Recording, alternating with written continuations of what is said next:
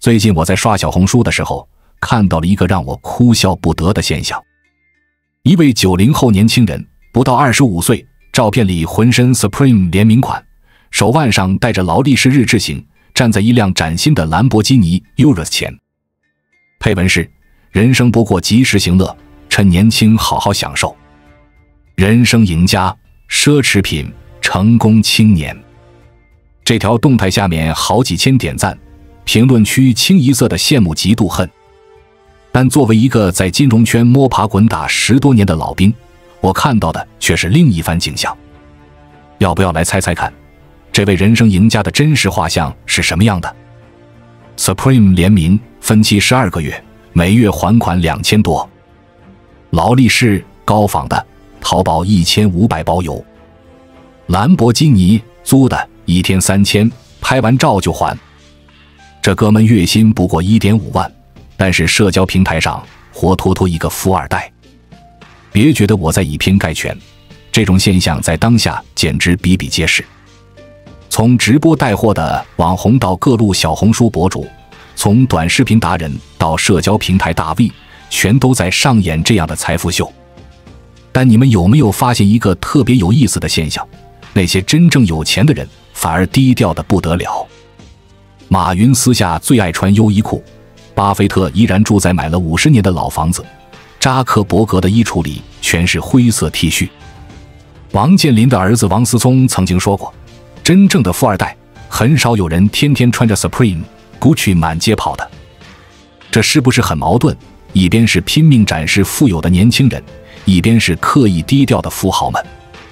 這背後到底藏着什麼樣的門道？在這個卷出風格、卷出身份的時代，為什麼看起來窮反而成了一種智慧？今天我們就要來扒一扒這個表面看起來很反直覺，實際上卻蘊含着深刻人生哲理的話題。相信看完這期視頻，你會對富有和看起來富有有一個全新的認識。虛假繁榮的真相。要想理解為什麼看起來窮這麼重要，我們得先來看看當下這股虛假繁榮之風到底有多瘋狂。先給大家看幾組觸目驚心的數據。2023年，中國居民槓桿率已經突破 62%。什麼概念？簡單來說，就是我們每賺100塊錢，就有62塊錢要用來還債。更可怕的是，在90後群體中，這個數字高達 78%。也就是說，年輕人幾乎是在用明天的錢來實現今天的富有。再往深了看，在這些債務中，消費貸佔比接近 40%。也就是說，很多人甚至在用借來的錢買奢侈品，裝點門面。花唄、借唄、信用卡、網貸，各種借貸工具讓看起來富有變得前所未有的容易。我給大家講個真實的案例。去年底，有個月入2萬的90後女生找到我諮詢理財問題。當時我以為是要討論如何投資理財，結果一聊才知道，她每個月光債務利息就要還 1.2 萬。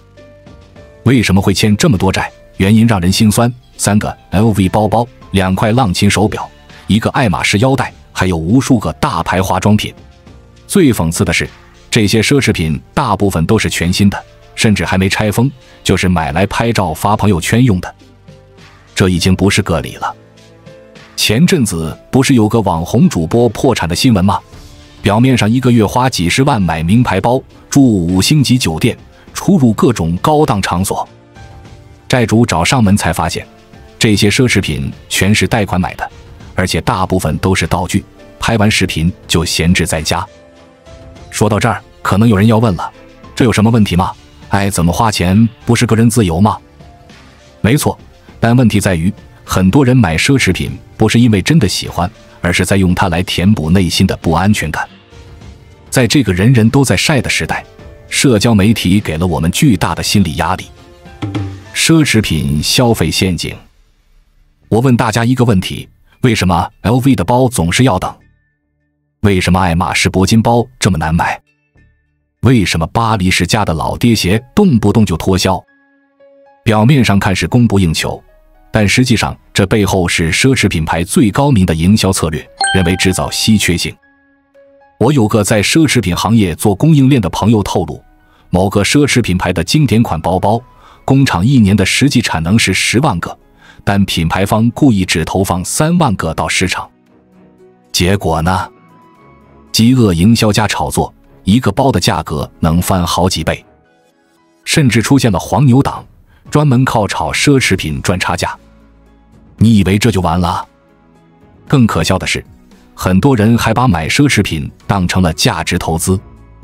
我問你，一個批量生產的包包，制作成本可能就2-3千塊錢，憑什麼比黃金還保值？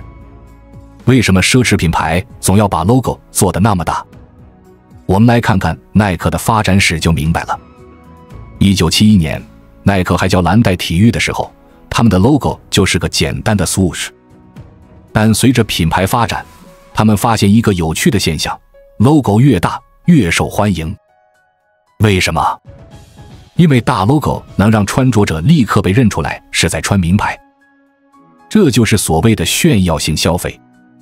美國經濟學家凡伯倫在《有閒階級論》中就提到，人們購買商品不僅僅是為了使用，更是為了向他人展示自己的社會地位和財富。現在的奢侈品市場已經被這種心理玩明白了。我給大家對比一下，一個普通的 LV 帆布包 ，logo 遍布全身，售價25000元；一個低調的 Brunello Cucinelli 羊绒包，完全看不出品牌，售價35000元。猜猜哪個更受歡迎？當然是前者。為什麼？因為大家買包不是為了裝東西，是為了讓別人看到自己拎着個 LV。但真正懂行的人從來不會這麼選。那些真正的有錢人，他們更願意買那些隱形的奢侈品牌，比如 Brunello Cucinelli 的无 logo 羊绒衫， John Lobb 的手工定制皮鞋， Chadwick 的定制襯衫。這些品牌你可能都沒聽說過，但他們的單價往往是 LV、Gucci 的好幾倍。區別在於，這些品牌從不靠 logo 說話，全靠產品質量立身。為什麼現在的奢侈品越來越貴？我們來算筆賬。一個 LV 包的成本構成：原材料和生產 15%， 營銷和廣告 35%， 明星代言 20%， 門店租金 15%， 品牌溢價 15%。也就是說，你花2.5萬買個包，實際上只有3750塊錢是貨真價實的產品成本，剩下的都是在給營銷買單。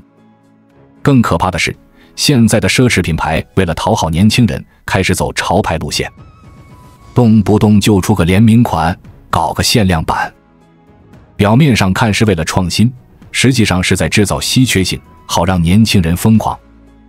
記得去年巴黎世家出了個破爛鞋，賣1.2萬。什麼概念？就是把一雙普通球鞋故意做舊，弄得像垃圾一樣，然後說這是設計美學。結果呢？搶瘋了。這就是赤裸裸的營銷陷阱啊！但凡動動腦子想想，一，這些東西真的值這個價嗎？二，買它們是為了實用還是為了炫耀？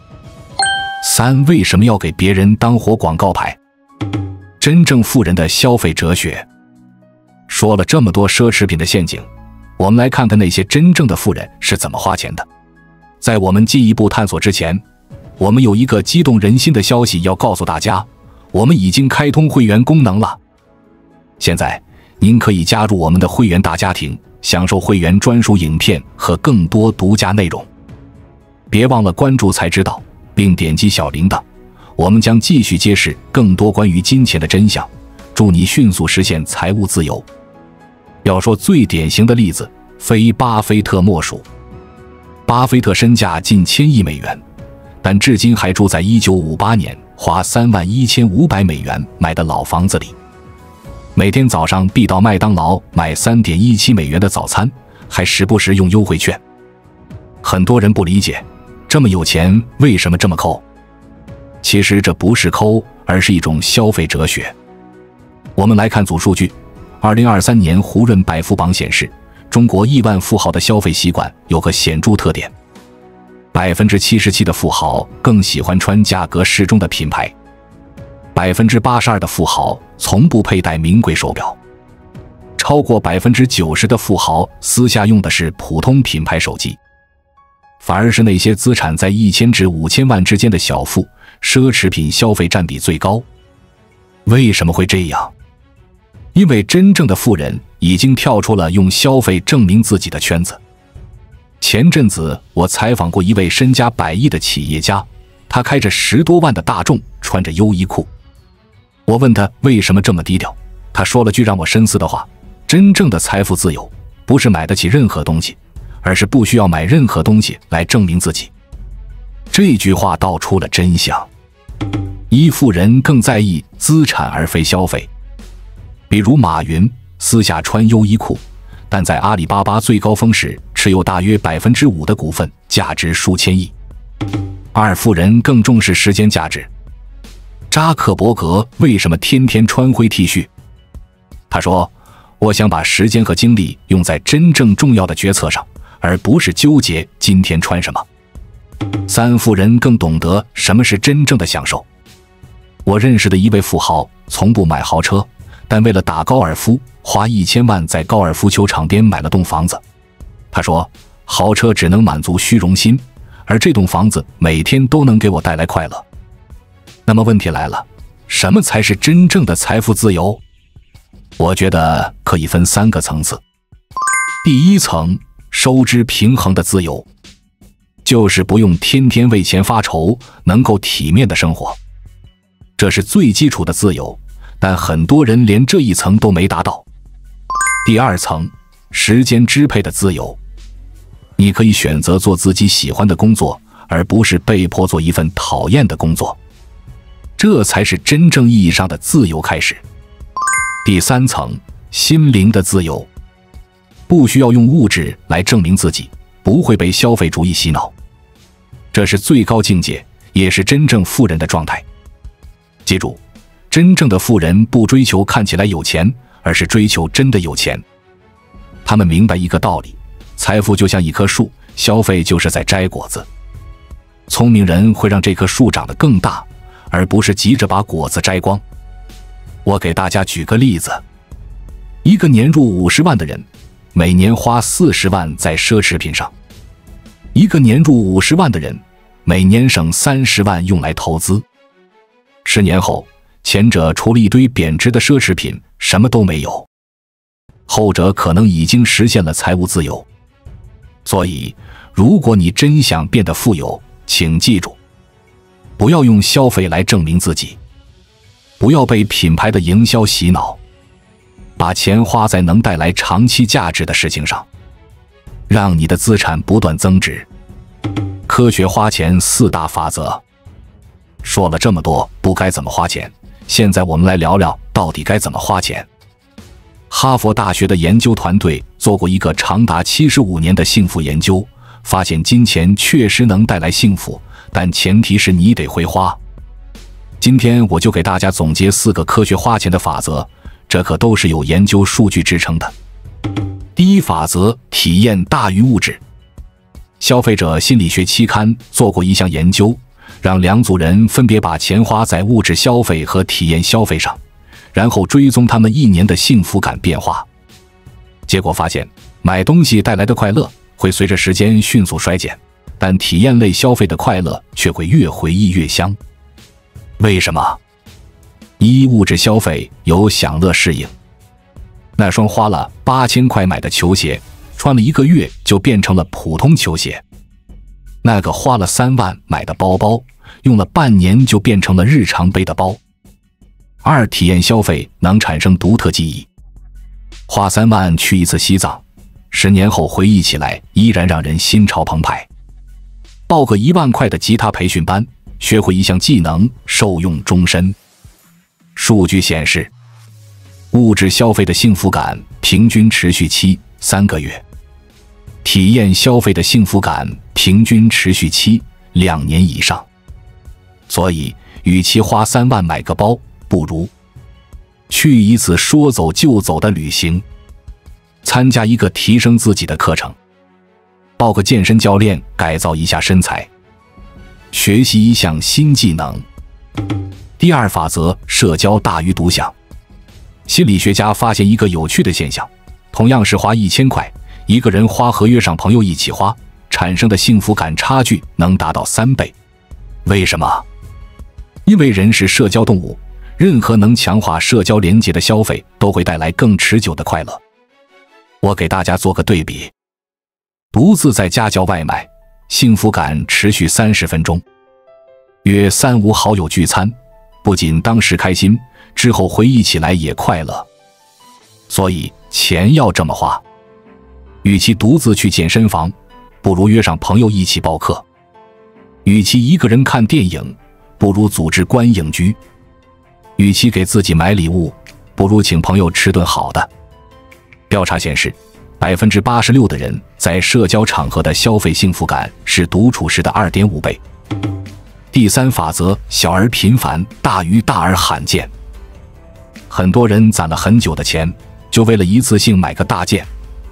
但研究發現，這種消費方式並不科學。普林斯頓大學的研究表明，一次花6000，幸福感持續時間平均2周。分12次，每次花500，幸福感可以持續3個月。為什麼？1、頻繁的小快樂能構建期待兌現的正向循環。2、每次消費都是一次獨立的多巴胺分泌。3、小額消費不會帶來負罪感和壓力。實踐建議：與其攢很久買個名錶，不如每個月給自己一個小獎勵。與其一次性大額旅遊，不如經常來次周邊遊。與其憋着買豪車，不如提升日常生活品質。第4法則，期待大於擁有。消費心理學有個重要發現，人們在等待和期待商品時的快樂，往往超過實際擁有時的快樂。舉個例子，你計劃買一台新手機，花2周時間研究參數、看評測、對比機型，這個過程就很快樂。但拿到手機後，新鮮感可能3天就沒了。哈佛商學院的數據顯示，期待階段的幸福感評分8.2分，滿分10分；擁有階段的幸福感評分6.4分。所以，聰明人會這麼做：提前規劃消費，享受期待的過程；不要衝動消費，給自己一個期待的過程；把消費變成一個小目標，努力去實現它。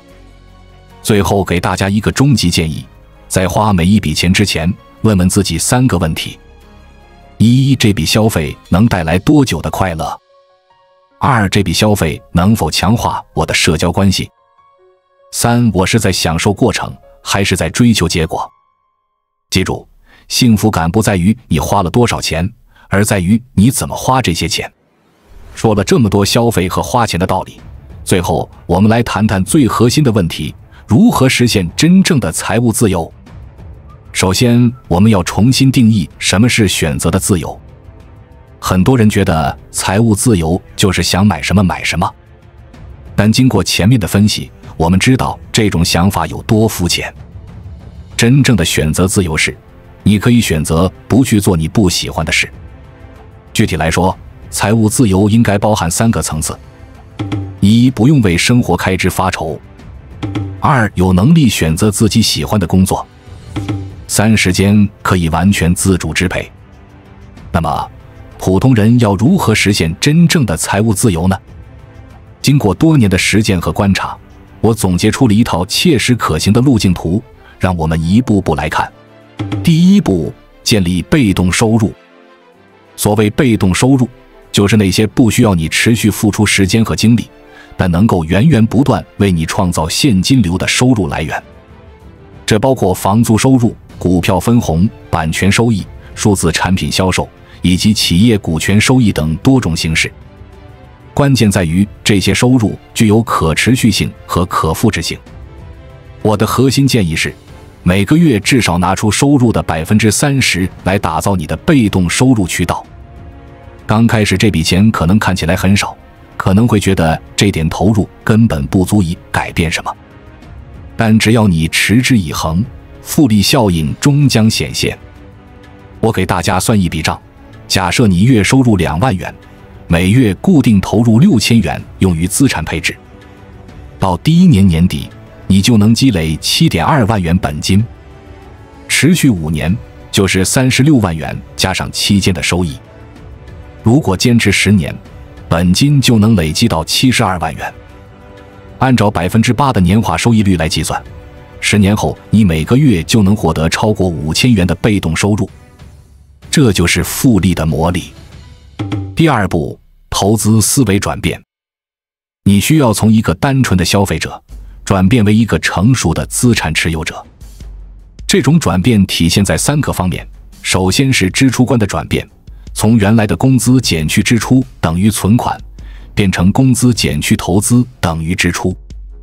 其次是資產觀的轉變，不再盲目追求潮流，而是關注什麼東西真正能夠升值。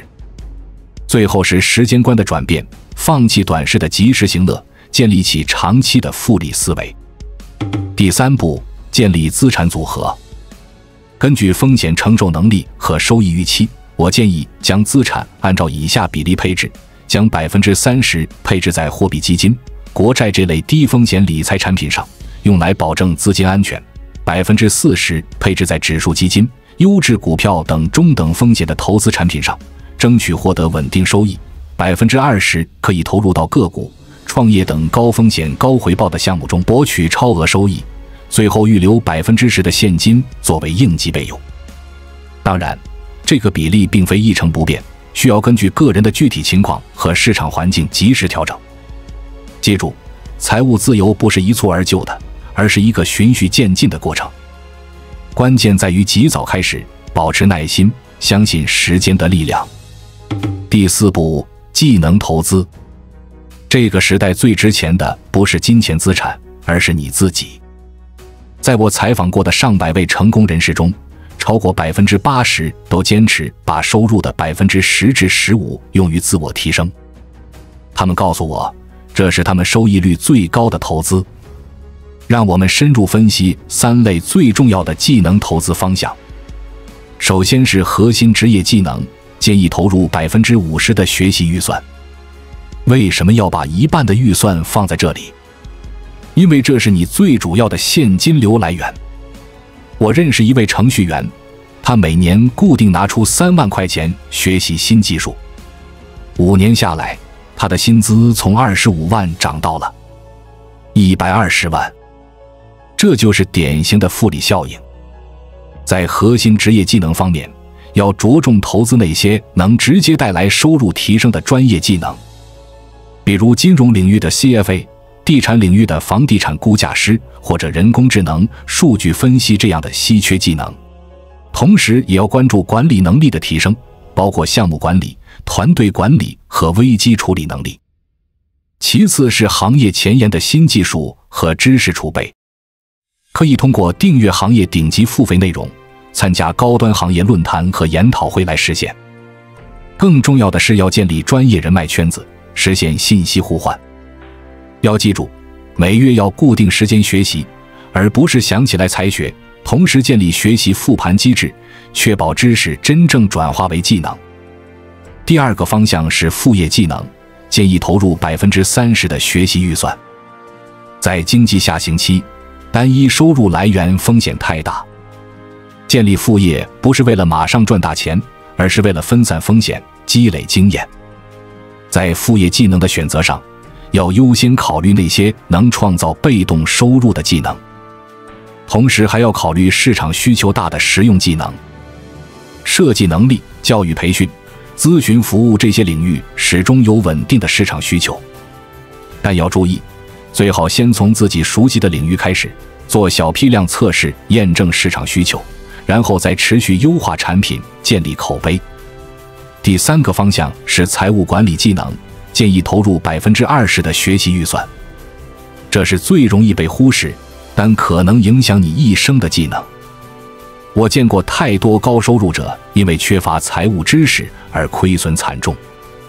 在財務管理方面，首先要掌握基礎理財知識，包括預算管理、債務管理和應急基金的建立。其次是投資規劃能力，要學會資產配置、風險控制和市場分析。最後還要了解稅務籌劃，掌握合法避稅和各類稅收優惠政策。更重要的是要培養財商思維，理解複利的時間價值，培養風險意識，學會理性決策。建議從小額實操開始積累經驗，同時要建立投資記錄，定期復盤得失，持續關注政策變化和市場動向。在終身學習過程中，要牢記4個關鍵原則：刻意練習、捨得付費、及時復盤和實踐分享。每學習一個新技能，都要設定具體的實踐目標，不要怕付費購買優質內容。省下一個奢侈品的錢，投資3個月的進修，往往能帶來更大回報。同時要養成每個季度評估一次學習效果的習慣，及時調整下一步的投資方向。記住，技能投資最重要的不是投入多少錢，而是保持持續學習的習慣。這是一場終身馬拉松，而不是短期衝刺。戰略性的規劃你的技能投資組合，讓每一分投入都能帶來最大化的回報，這才是真正的複利人生。關注我，我是财之道，帶你解鎖更多金錢的真相。